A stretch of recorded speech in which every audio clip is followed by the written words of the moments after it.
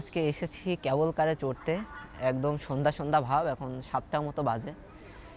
আর মানে ওয়েদার মোটামুটি গরম ছিল, হঠাৎ করে খুবই ঠান্ডা লাগছে। সো এখন যাই দেখি ভিতরে কত টাকা টিকিট বাজেটে কুলায় কিনা, তারপরে আমরা সিদ্ধান্ত নেব যে ওঠা যায় কিনা। So yeah, let's see. এই পাশ থেকে ওই পাশে যাবে, আবার ওই পাশ থেকে এই পাশে আসবে কিনা এটা আমি জানি না। তোমার কি মনে হয়? আমার মনে হয় অবশ্যই আসবে, কারণ আমি একবার চড়েছিলাম বাংলাদেশ থেকে। আচ্ছা, তো যাওয়া যাক, দেখি কি হয়। We need two tickets. One way. Yeah. 6 family. Okay. Card cash? Yeah, card.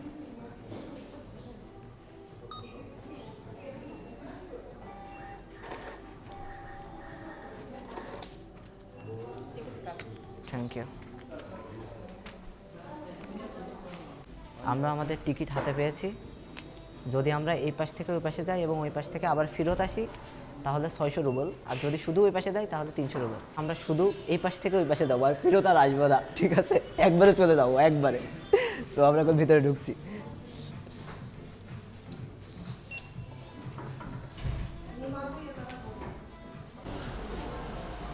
এই হচ্ছে প্লেস, এখানে যে সবাই সিরিয়ালে দাঁড়াচ্ছে।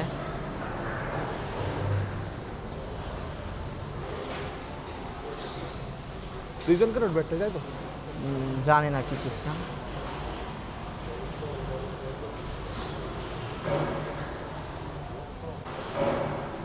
তো আমরা একটা ফাঁকা পেয়েছি, সো এইটাই আমরা ইনশাল্লাহ উঠবো। এটা সামনে আসলে এটাতে উঠে যাব,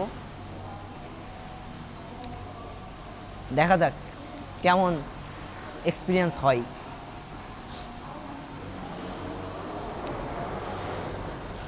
আসো, চলে আসো। মস্কোভা সুন্দর। আমরা এই যে মাঝপথে আছি, কেবলকারের উপরে, নদীর উপরে যাচ্ছি। অসাধারণ একটি দৃশ্য, এবং মানে মাঝে মধ্যে এসব জায়গায় আসলে আল্লাহর সৃষ্টি দেখা যায়, আল্লাহর মানে কত কি বলে মহত্ব, এই জিনিসগুলো আসলে সব সৃষ্টি দেখলে বোঝা যায়। সো সন্ধ্যা হয়ে গেছে অলমোস্ট, আমরা যাচ্ছি। আমার সাথে আছে মাহাদি বিল্লাহ, সুদূর বাংলাদেশ ঢাকা থেকে এসেছে, সরি ঝিনাইদহ থেকে এসেছে, ঝিনাইদহের বড়ুয়াপাড়া থেকে এসেছে। তো তোমার কি অনুভূতি একটু বলো। আমার অনুভূতি আসলে খুবই অসাধারণ, আসলে হৃদয় থেকে সুবহানাল্লাহ বেরিয়ে আসছে, কেননা এত সুন্দর দৃশ্য স্বচক্ষে দেখার সৌভাগ্য এই প্রথমবার। এর আগে একবার ভাবছিলাম ছোটকালে যে দার্জিলিং এ যাবো, দার্জিলিং এর কেবল ট্রেনে উঠে ওই পাহাড়ি অঞ্চলগুলো উপভোগ করব, কিন্তু সেটা সৌভাগ্য হয়নি। আল্লাহ তাআলা সৌভাগ্য অন্য কিছু রেখেছিলেন। এই যে দেখছি আজকে মেঘময় দিন, আর আমি যতদূর বুঝতে পারছি মস্কের শহর থেকে বেশ করে এই বাইরের সাইডটা একটু পাহাড়ি, এই জন্য এইটা একটু সুন্দর লাগছে দেখতে। আমরা পৌঁছে গেছি, আর এই রাইডটা মেবি 3 মিনিট হবে, 3 মিনিট 4 মিনিট এমন হবে, মানে 5 মিনিটের বেশি না। এখন এই যে আমাদের গেট খুলে যাবে, গেট খুললেই আমরা নামবো, নেমে এদিক থেকে এই যে আরেকটা পার্ক আছে সেদিক আর কি, সেদিক দিয়ে বের হবো। সো এই কেবল কারে ওঠার অনেকদিন আগ থেকে ইচ্ছা ছিল, এবং মানে মস্কোতে কিছু কিছু মানে এক্সাইটিং জিনিস আছে, তার মধ্যে এইটা একটা ছিল আর কি। সো ওভারঅল ভালো ছিল। এটা দেখি যেই যাচ্ছে গেট খুলে না কেন। আচ্ছা গেট খুলবে না এখনো, কারণ একটু এদিক দেখায়, এখান থেকে আবার উপরে উঠবে, ঠিক আছে? মানে ওখান থেকে এসেছে, এটা এখন আবার এখান থেকে যে উপরে উঠবে। এই যে এখান থেকে টান দিল, এখানে যে কনস্ট্রাকশনের কাজ চলছে, ওরা মনে হয় আরো মানে সুদূর প্রসারী কোনো চিন্তা ভাবনা পরিকল্পনা আর কি কিছু একটা বানাচ্ছে। আমরা ভেবেছি আসলে যাত্রা শেষ, এখন দেখি এইটুকু আর কি বোনাস ছিল মেবি হয়তো, কারণ ওইখান থেকে একটু দেখা, ওই যে ওই নিচ থেকে আর কি আমরা ওই যে উপরে উঠে আসলাম। আর এখানে এখনো অনেক কাজ চলছে আর কি, কনস্ট্রাকশনের কাজ চলছে।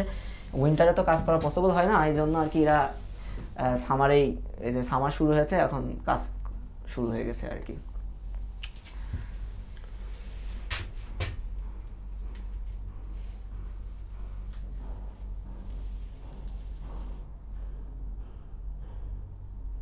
পুরো শহর দেখা যাচ্ছে, এই পাশে যে বিজনেস সেন্টার, বিল্ডিং টিল্ডিং, মানে পুরো একদম পুরো মস্কো দেখা যাচ্ছে ওয়ান কাইন্ড অফ।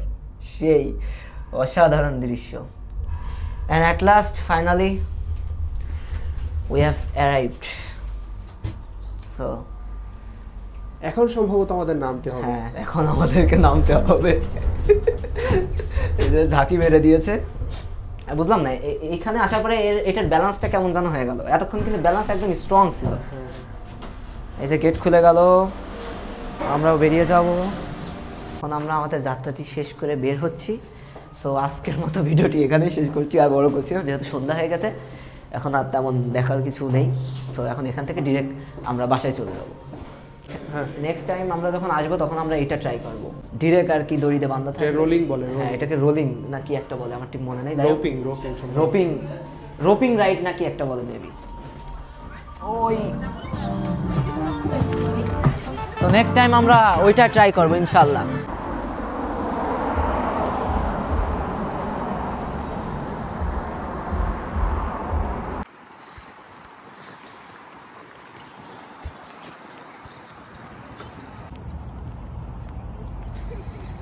পুরো মস্কো দেখা যাচ্ছে এখান থেকে, অসাধারণ। ক্যামেরায় আসলে কতটুকু কি দেখা যাচ্ছে আমি জানি না, তবে বাস্তবে আসলে কি বলবো, বলার ভাষা নেই।